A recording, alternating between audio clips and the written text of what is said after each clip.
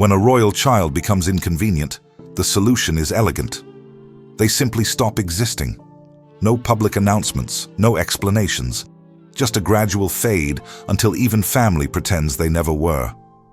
But what drives a crown to erase its own blood?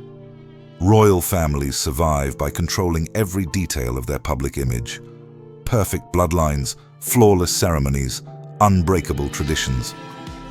In 1905, when King George V and Queen Mary welcomed their youngest son into the world, they believed they had achieved the ultimate prize, 6 healthy children to secure the Windsor dynasty's future. His name was Prince John, born into the gilded halls of York Cottage at Sandringham. The baby with bright eyes and an infectious laugh who seemed destined for a life of privilege, duty, and royal glory. His siblings called him Johnny. The press adored him. The public saw him as the charming finale to a perfect royal family. For the first few years of his life, Prince John played the role to perfection. He appeared in family portraits, joined Christmas gatherings, and charmed visitors with his bold personality and unfiltered honesty. Unlike his older brothers who followed every protocol, Johnny was refreshingly direct. He spoke his mind, laughed too loudly, and possessed a fearless curiosity that both delighted and worried the adults around him. But behind palace doors, something was wrong. The seizures started when he was 4, brief episodes that the family initially dismissed as childhood tantrums or overstimulation. Queen Mary noticed them first.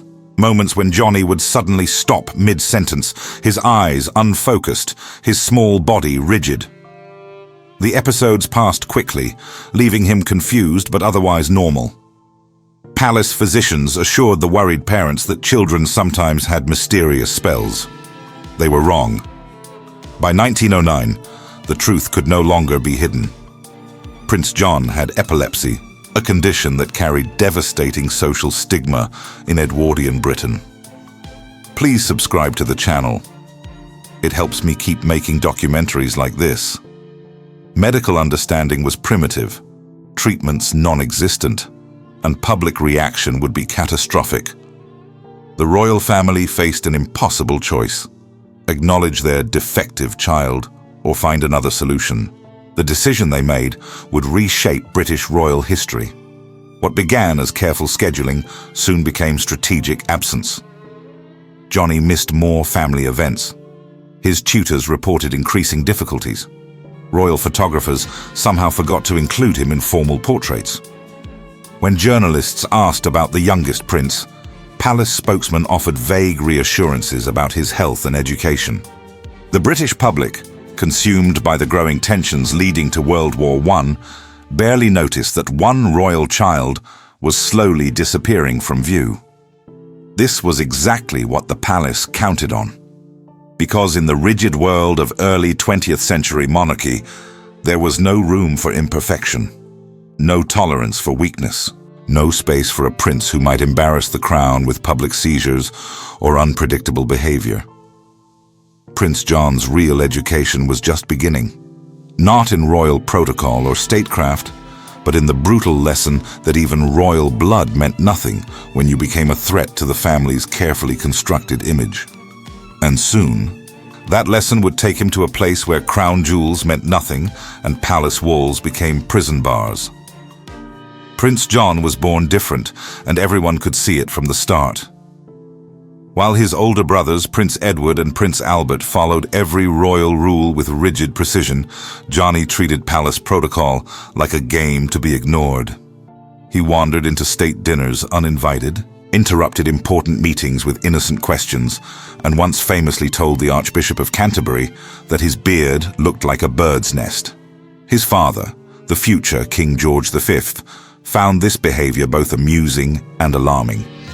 The royal household ran on strict schedules, formal etiquette, and predictable order. Johnny represented chaos, wrapped in a sailor suit. At Sandringham, the family's beloved country estate, Johnny thrived in ways that worried the adults around him.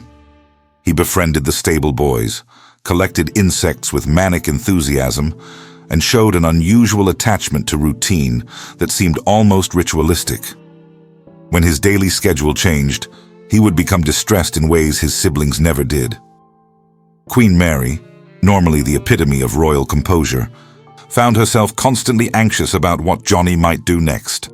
He would disappear for hours, only to be found in conversation with gardeners or kitchen staff, asking detailed questions about their work, with an intensity that seemed beyond his years.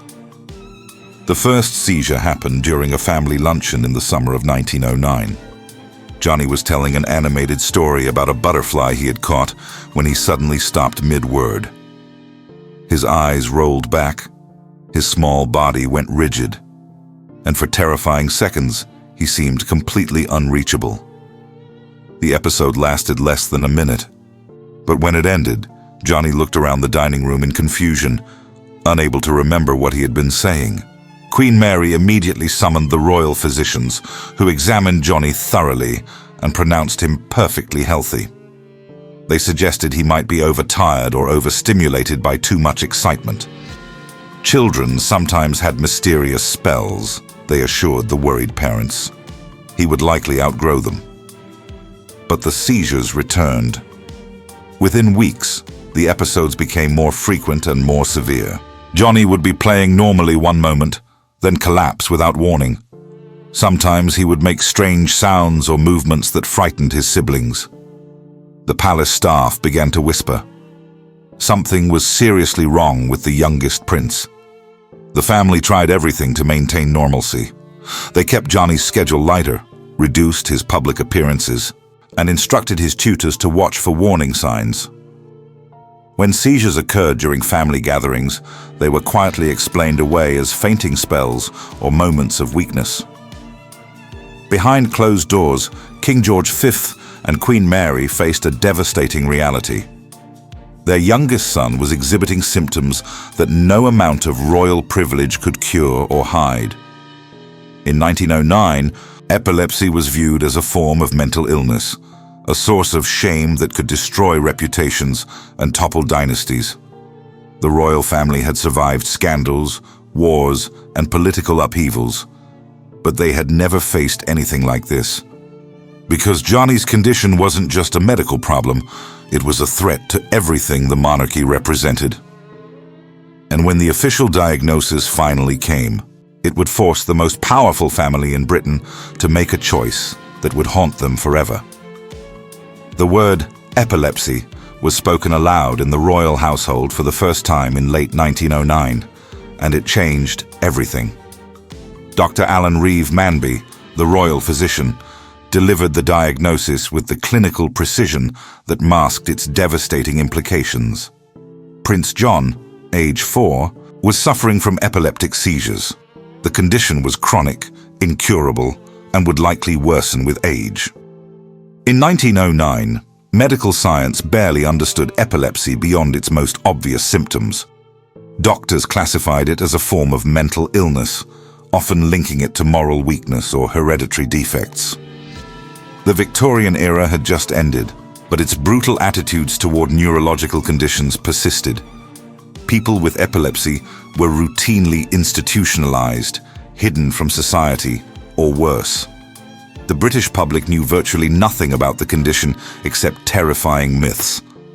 Seizures were viewed as demonic possessions, signs of madness, or evidence of tainted bloodlines. Witnesses to epileptic episodes often believed the condition was contagious, or that observing a seizure could damage their own mental health. For the royal family, this diagnosis wasn't just medical, it was political dynamite. King George V understood immediately what epilepsy meant for the monarchy. Public knowledge of Johnny's condition could trigger questions about the fitness of the entire Windsor bloodline. Opposition politicians would seize on any sign of weakness. The press, already skeptical of royal privilege, would feast on evidence of hereditary defects. Queen Mary's reaction was more personal and equally devastating. She blamed herself, searching family histories for signs of neurological problems, convinced she had passed some fatal flaw to her youngest child. The guilt would torment her for years, manifesting as an almost obsessive need to protect Johnny while simultaneously keeping him hidden. The royal physicians offered no hope, and little practical advice. Medical treatments in 1909 consisted mainly of sedatives and dietary restrictions that proved useless. Some doctors recommended complete rest and isolation.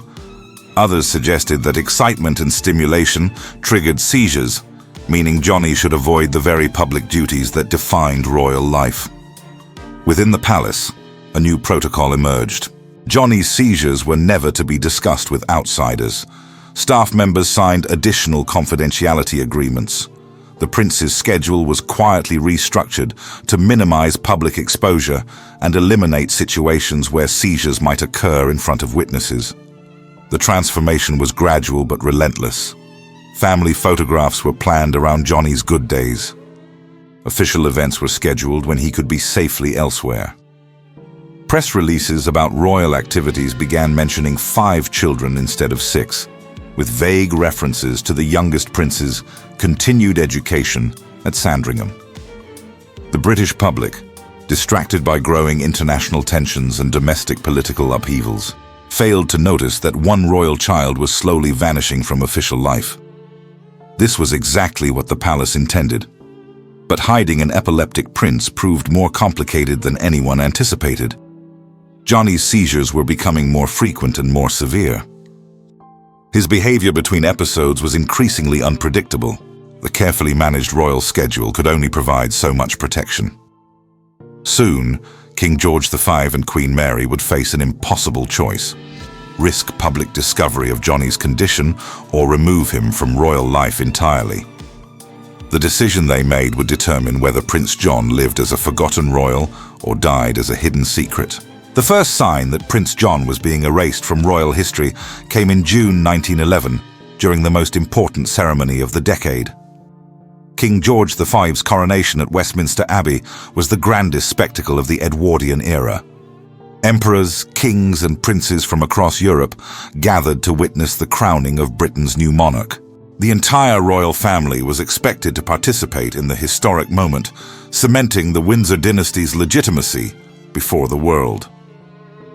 Prince John was nowhere to be seen. Official palace announcements cited the prince's health and age as reasons for his absence, suggesting that the 6-year-old was simply too young for such a demanding ceremony. The explanation seemed reasonable to most observers. Few questioned why Johnny's older siblings, some only slightly older, were deemed capable of attending while he was not. This marked the beginning of Johnny's systematic removal from public life. Throughout 1911 and 1912, the pattern became clear to those paying attention. Family portraits increasingly excluded the youngest prince. Official events proceeded without him. When journalists inquired about Johnny's activities, palace spokesmen offered vague reassurances about his continued education and private tutorials. Behind the carefully crafted explanations lay a harsher reality. Johnny's seizures were becoming more frequent and more severe. Episodes that once lasted seconds now stretched into minutes. His behavior between seizures was increasingly unpredictable, marked by sudden mood changes and difficulty concentrating. The royal household adapted by creating an elaborate system of isolation disguised as special care. Johnny's tutors were specifically chosen for their ability to handle medical emergencies. His daily schedule was designed to minimize contact with visitors or palace staff who might witness seizures. Even family meals became strategic exercises in timing and preparation. Queen Mary took personal control of managing Johnny's public image, or rather, his disappearance from it. She meticulously planned every family appearance to ensure her youngest son could be safely excluded without triggering questions. When his presence was absolutely necessary, she arranged for trusted staff members to monitor him constantly and remove him at the first sign of trouble. The strategy worked because it was gradual and seemingly natural. Unlike a sudden disappearance that might trigger speculation, Johnny's withdrawal appeared to be the normal progression of a royal child's education. He was simply being prepared for adult responsibilities in a more private setting. But the isolation was taking its toll on Johnny himself. Separated from his siblings for increasing periods, he became more dependent on his nanny, Charlotte Lala Bill, who emerged as his primary companion and protector. She alone understood his routines, recognized the warning signs of seizures, and provided the consistent care that his condition required. By 1913, Prince John had effectively vanished from public royal life, while technically still remaining part of the family. He lived in the same palaces, ate at the same tables, but existed in a carefully constructed bubble designed to protect both him and the monarchy from the consequences of his condition. This delicate balance couldn't last forever. As World War I approached and Johnny's seizures worsened, the royal family would soon face a moment of truth that would determine his fate once and for all. In the summer of 1916, Prince John was quietly moved to Wood Farm, a modest cottage on the outskirts of the Sandringham estate. The official explanation was that the 11-year-old prince needed a more peaceful environment for his education, away from the pressures of palace life during wartime. The truth was simpler and more brutal. The royal family had decided their youngest son was too dangerous to remain in their daily lives. Wood Farm sat nearly a mile from Sandringham House, separated by woods and farmland that might as well have been an ocean. The cottage was comfortable but unremarkable, a far cry from the gilded halls where Johnny had spent his early childhood. Here, surrounded by fields and silence, the prince would spend the rest of his short life. The exile was disguised as privilege. Johnny was given his own household staff, 2 gentlemen attendants, a valet, and most importantly, his beloved nanny Charlotte Lala Bill, who had volunteered to accompany him into isolation. Palace announcements described the arrangement as a special educational opportunity, allowing the prince to study in a more relaxed rural setting. But everyone understood what Wood Farm really represented. It was a gilded prison designed to protect the monarchy from the embarrassment of an epileptic heir. Johnny could live safely away from public view, where his seizures wouldn't threaten royal ceremonies or family gatherings. When visitors came to Sandringham, they would see 5 royal children instead of 6. The timing wasn't accidental. Britain was deep into World War I, facing unprecedented casualties and national trauma. The royal family needed to project strength and stability, not vulnerability. King George V was struggling to maintain public confidence while British boys died in French trenches. The last thing the monarchy needed was questions about defective bloodlines or unfit heirs. Please subscribe to the channel if you want more real royal stories like this. Lala Bill became Johnny's lifeline in this new world. She managed his daily routines, monitored his health, and served as his primary human connection to the outside world. Her dedication was extraordinary, but it also highlighted the cruel reality of Johnny's situation. The prince who had once charmed visitors and disrupted state dinners was now entirely dependent on a single caregiver for companionship and protection. The isolation affected Johnny profoundly. Away from his siblings and the constant stimulation of royal life, he became more withdrawn and dependent on rigid routines. His seizures continued, sometimes daily, leaving him confused and exhausted. Between episodes, he spent hours tending a small garden that Queen Alexandra had specially created for him, one of the few connections remaining to his former life. Queen Mary visited Wood Farm occasionally, but these encounters were brief and formal. She would inspect Johnny's living conditions, review his care with Lala Bill, and leave with the satisfied knowledge that her son was being properly managed. The emotional distance was necessary for her own survival. Caring for Johnny from afar was easier than facing the daily reality of his condition. As months passed, Wood Farm became Johnny's entire world. The prince who had once been 6th in line to the British throne was now a forgotten figure living on the margins of his own family's estate, but his story was far from over. At Wood Farm, Prince John became a ghost haunting the edges of royal history. The cottage that served as his exile was comfortable enough, with well-appointed rooms and careful routines designed to minimize his seizures. But comfort couldn't disguise the essential truth. Johnny was now living as a royal prisoner, cut off from the world that had once embraced him. Queen Mary, recognizing the cruel isolation her decision had created, made one significant concession.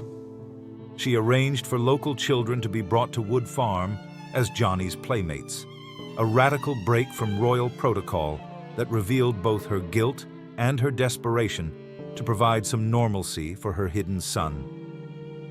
These children came from estate workers' families, carefully selected for their discretion and coached on how to interact with the unusual prince. They found Johnny to be both fascinating and heartbreaking. A boy who clearly came from privilege but lived like an exile, who knew intimate details about kings and queens but had never been allowed to attend a proper school. The local children became Johnny's window to the outside world. Through them, he learned about normal family life, ordinary concerns, and the war that was consuming Britain. They taught him games, shared gossip from the village, and treated him with the casual friendliness that no one at court had ever dared show a prince. For Johnny, these friendships represented the closest thing to normal childhood he would ever experience. He treasured their bicycle rides through the estate woods, their impromptu picnics, and their simple conversations about everyday life. With them, he could forget that he was different, that his brain betrayed him with seizures, that his own family had found him too dangerous to live with. But even these precious connections couldn't fully compensate for what he had lost. Family visits to Wood Farm became increasingly rare and formal. King George V, overwhelmed by wartime responsibilities, rarely made the short journey from Sandringham House to see his youngest son.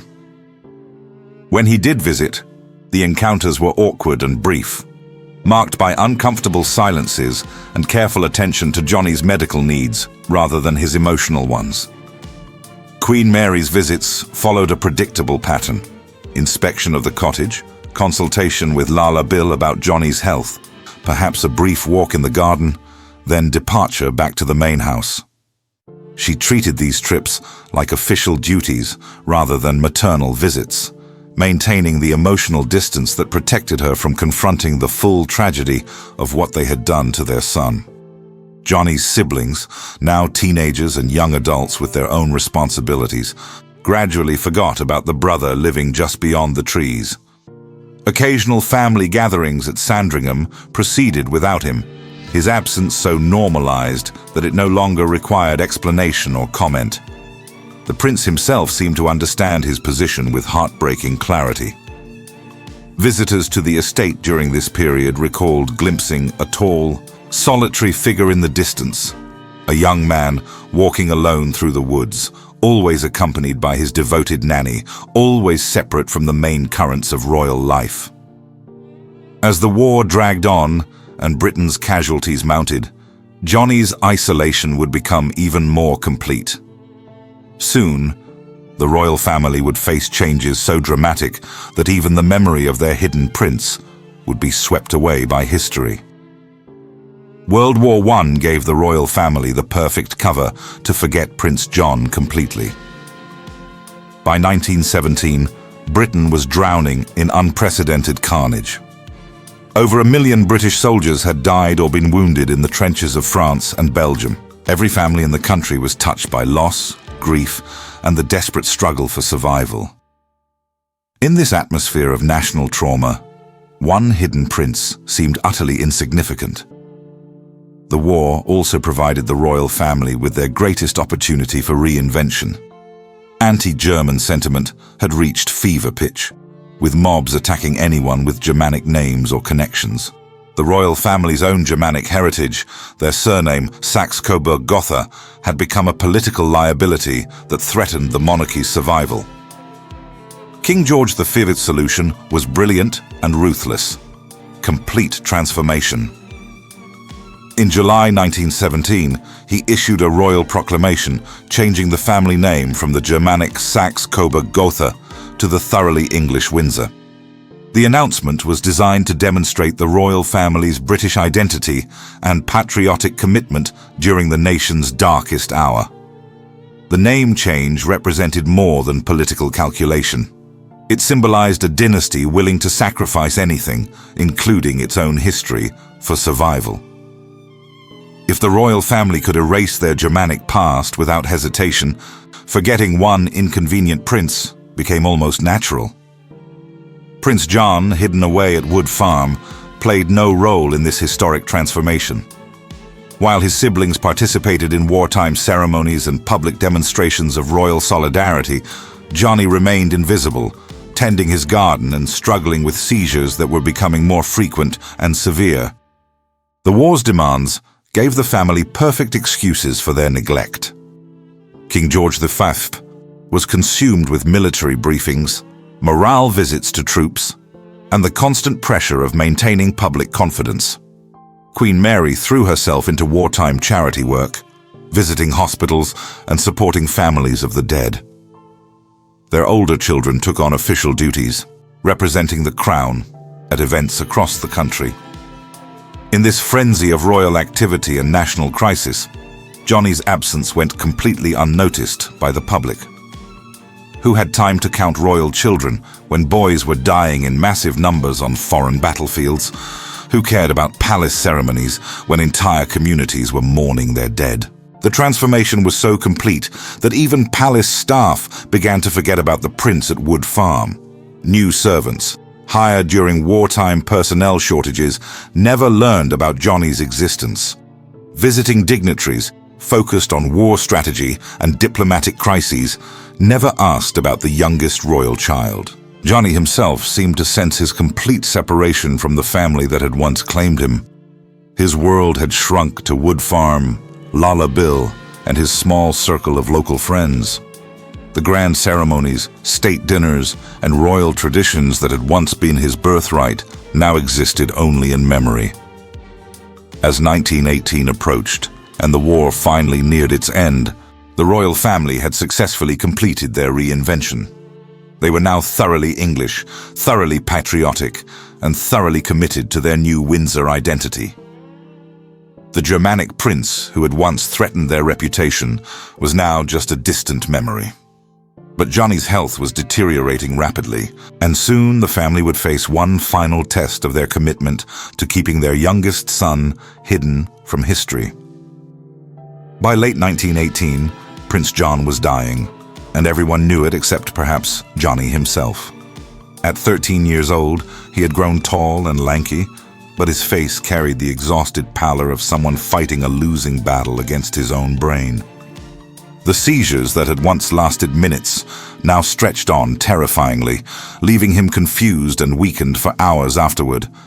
Between episodes, he moved through his days at Wood Farm like a sleepwalker, dependent on routines that provided his only anchor to stability. Lala Bill watched over him with the dedication of a guardian angel and the heartbreak of someone who understood what was coming. She had been with Johnny for over a decade, witnessing his transformation from a mischievous toddler to a forgotten prince, living on the margins of his own family's world. Now she was preparing herself to watch him die. The end of World War I in November 1918 brought celebration across Britain. But at Wood Farm, the armistice felt like a distant echo from another world. While the nation rejoiced and the royal family participated in victory ceremonies, Johnny remained in his cottage exile, tending his garden and playing with his small circle of local friends who had no idea they were witnessing the final chapter of a royal tragedy. Queen Mary, perhaps sensing that time was running short, made an unexpected decision in December 1918. For the first time in years, Johnny would be allowed to spend Christmas with the family at Sandringham House. The decision represented either a moment of maternal weakness or a final acknowledgement of what they all feared was coming. Christmas Day, 1918, became the last time the complete royal family would gather together. Johnny participated in the holiday celebrations with obvious joy and excitement, thrilled to be back in the palace where he had spent his earliest years. He exchanged gifts with his siblings, sat at the family dinner table, and for a few precious hours seemed almost like the normal prince he might have been. But the effort exhausted him. By evening, his seizures had returned with increased intensity, and Queen Mary made the inevitable decision to send him back to Wood Farm that very night. The message was clear. Even for Christmas, Johnny was too dangerous to remain in the family's daily lives. The drive back to the cottage through the dark Norfolk countryside must have been devastating for the young prince. He had been given a taste of the life that had been stolen from him, only to have it snatched away again when his condition made him inconvenient. The beginning of 1919 brought no improvement in Johnny's health. His seizures were now occurring almost daily, each one more severe than the last. Lala Bill's careful records showed the relentless progression of his deterioration. The doctors could offer no hope and little comfort beyond the knowledge that his suffering would eventually end. King George V and Queen Mary made no plans to visit Wood Farm during those final weeks. They had said their goodbyes at Christmas, whether they realized it or not. On the morning of January 18, 1919, Johnny woke to what would be his final day, unaware that he was about to free his family from the burden of their hidden son forever. On the evening of January 18, 1919, Prince John suffered his final seizure in his sleep at Wood Farm, dying as quietly as he had lived for the past 3 years. Lala Bill was with him when it happened, as she had been for every critical moment of his exile. She had been watching over the 13-year-old prince through what seemed like a normal day. He had eaten his meals, tended his garden, and played briefly with his local friends. But that night, the seizure that took him was unlike any that had come before. When it was over, Johnny lay still in his small bed at the cottage, finally free from the condition that had defined and destroyed his life. Lala Bill sat with him for several minutes in the profound silence, holding the hand of the boy she had protected and loved when his own family could not bear to do so. Her first call was to Queen Mary at Sandringham House. The conversation was brief and practical. Lala Bill informed the Queen that Prince John had died peacefully in his sleep. There was no dramatic rush to Wood Farm, no gathering of family members around his bedside. By the time King George V and Queen Mary made the short journey to the cottage, their youngest son was already gone. Queen Mary's diary entry that night revealed the complex emotions surrounding Johnny's death. She wrote that it was a great shock, though for the poor little boy's restless soul, death came as a great relief. Her words captured the terrible ambivalence that had defined the family's relationship with their hidden son. Genuine grief mixed with unmistakable relief that their burden had finally been lifted. The funeral arrangements reflected the same mixture of love and concealment that had characterized Johnny's final years. He would be buried at St. Mary Magdalene Church at Sandringham, the small parish church where he had been christened 13 years earlier. The ceremony would be private, with only immediate family and estate staff in attendance. 2 days later, on January 21st, a small procession made its way from Wood Farm to the church. Johnny's coffin, covered in flowers from his beloved garden, was carried by estate workers who had known him during his exile. The service was simple and brief, conducted by Canon John Neil Dalton, who had christened the prince as a baby. King George V and Queen Mary led the mourning, accompanied by Johnny's siblings who had barely known the brother who died. The gathering was small and intimate, marking the end of a life that had been deliberately kept small and intimate for its final years. The grave marker was equally modest, a simple stone cross bearing only his name and dates. No royal titles, no elaborate monuments, no indication that the boy buried there had once been sixth in line to the British throne. Most remarkably, the British public learned about Prince John's epilepsy only after his death. The Daily Mirror's report on January 20th marked the first public acknowledgement of the condition that had shaped the prince's entire existence. For 13 years, the royal family had successfully hidden their son's disability from the nation. Now that he was gone, they could finally allow themselves to remember him.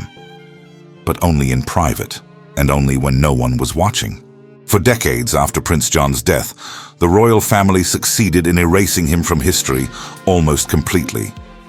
His exclusion from official records was systematic and thorough. Family trees published during the 1920s and 1930s simply omitted his name, listing King George V and Queen Mary as having 5 children instead of 6. The 1935 program commemorating the royal couple's Silver Jubilee included photographs and biographies of all their children except Johnny, as if he had never existed. Palace staff were instructed never to mention the prince to visitors or journalists. New employees, hired after 1919, were never told about the youngest royal son who had lived and died at Wood Farm. The cottage itself was quietly converted back to its original purpose as estate housing, with no indication that it had once sheltered a prince. Lala Bill kept Johnny's memory alive in the only way she could, privately. After her retirement, she maintained a photograph of the prince in her sitting room, along with a handwritten note he had given her years earlier that simply read, "Nanny, I love you, Johnny." But even she rarely spoke of her years caring for the hidden prince. The cover-up worked so effectively that by the 1950s, most people had forgotten Prince John ever existed.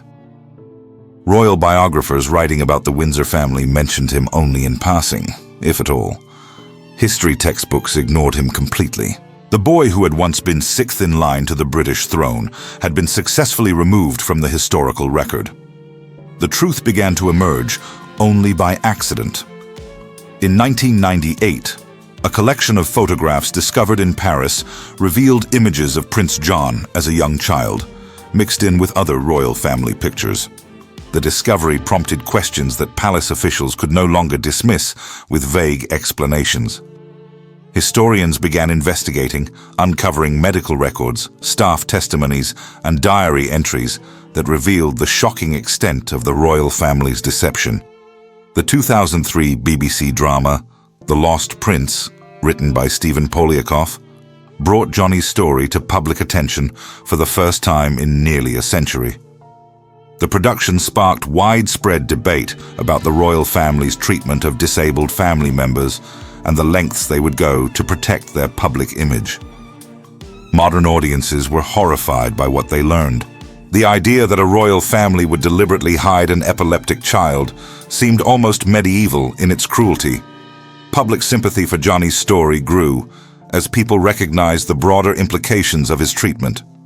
How society's most powerful family had sacrificed their own son to preserve their reputation. Prince John's story reveals the ultimate truth about monarchy, that even royal blood means nothing when it becomes inconvenient. His life exposes the machinery of image control that operates behind palace walls, where public relations calculations can override parental love and family loyalty. The boy they called the Lost Prince was never really lost. He was deliberately thrown away by people who valued their crowns more than their own child's humanity. Please subscribe to the channel. The next story is even more unbelievable.